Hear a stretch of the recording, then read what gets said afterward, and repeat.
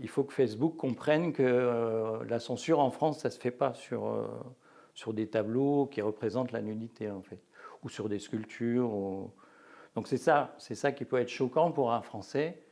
Et surtout que Courbet, c'est quand même un artiste qui est exposé au musée d'Orsay en libre, en libre service, en quelque sorte. En gros, j'aimerais qu'il y ait une ouverture de Facebook. Il commence à changer un peu, ça a mis 7 ans, mais il commence à changer.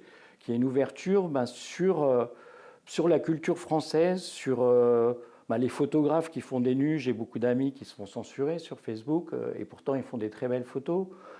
Sur Courbet, c'est un exemple. Delacroix aussi, c'est quand même un exemple aussi. Récemment, il y a eu des problèmes.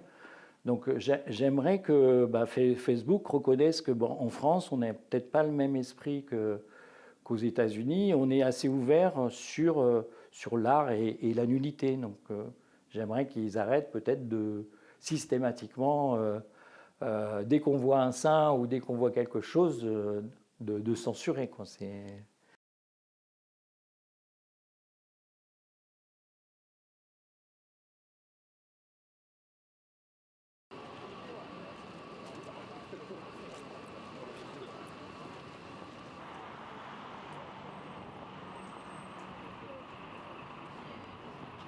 Renvoi partiel et non-lieu partiel.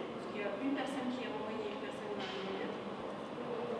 Être connecté, il faut être dédommager cela, puisque il a été profondément heurté. Les États-Unis, c'est Facebook qui a ce qui est vrai maintenant. Et Facebook, en ne faisant pas la différence entre ce tableau et de la pornographie, attaque finalement un des principes essentiels du droit français, c'est la liberté d'expression. Et ce n'est pas un petit principe, c'est véritablement le socle de notre droit. Vous savez que c'est dans la Constitution, c'est même dans la Déclaration des droits de l'homme de 1789.